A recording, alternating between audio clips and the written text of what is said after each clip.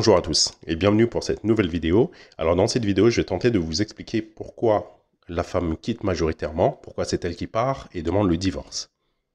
Alors d'après moi, la raison principale pour laquelle ce sont les femmes qui partent, c'est parce que dans le couple, ce sont les femmes qui ont le plus d'attentes et le plus de besoins à combler. Ce sont également elles qui ont le plus conscience du temps qui passe. Il faut savoir que la femme a 3 principales qualités qui lui permettent de trouver sa meilleure option de partenaire. Sa jeunesse, sa beauté et sa fertilité. D'ailleurs, c'est pas un hasard si la plupart des hommes sont naturellement attirés par les femmes les plus jeunes, parce qu'elles réunissent ces 3 qualités. Et plus ces qualités vont être élevées chez la femme, et plus elle aura d'options et de choix de partenaires. A l'inverse, plus le temps va passer, et plus ces qualités vont diminuer chez la femme.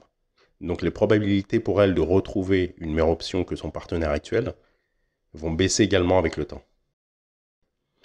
Et la deuxième raison pour laquelle ce sont les femmes qui quittent, c'est évidemment l'hypergamie. Donc j'ai fait une vidéo sur le sujet, je vous mettrai le lien dans la description. Donc j'invite ceux qui ne l'ont pas déjà regardé à jeter un œil. Il faut savoir que le mot hypergamie est essentiellement utilisé par les anglophones. En France, on va plus parler de la loi de Briffaut. Donc pour ceux qui ne sauraient pas de quoi je parle, je vous invite à vous documenter sur Internet, etc.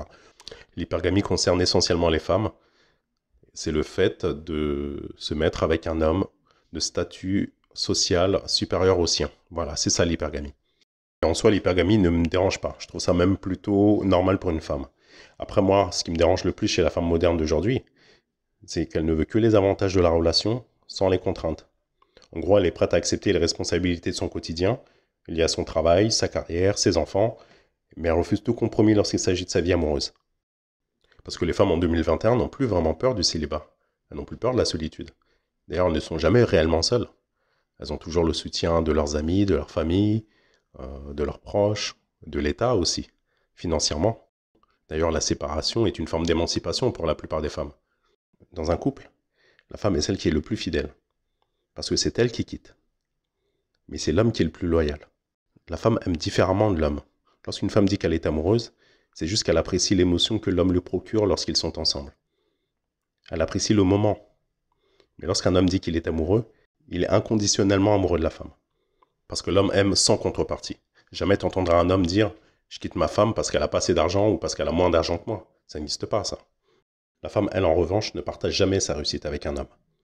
Et elle se détache aussi plus vite. Il faut bien garder en tête qu'une femme aime rarement un homme pour lui. Ce que je veux dire par là, c'est qu'elle va l'aimer pour ce qu'il peut faire pour elle. En fait, pour la femme moderne, l'homme est comme un outil.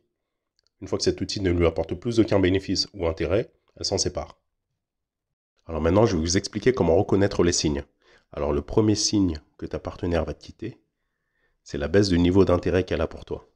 En gros, elle va moins chercher à savoir comment s'est passée ta journée ou ta semaine. Elle va aussi être moins curieuse sur ton emploi du temps et moins empathique. Et elle va commencer à adopter un comportement très détaché vis-à-vis de toi. En gros, elle n'aura plus les réactions qu'elle a habituellement vis-à-vis de toi, vis-à-vis de ce que tu peux lui dire ou ce que tu peux faire. Et j'appelle ça la phase de détachement émotionnel, parce que la femme a tout d'abord besoin de se détacher émotionnellement de son homme, pour ensuite pouvoir se détacher physiquement de lui. Et ensuite, elle pourra se projeter avec un autre.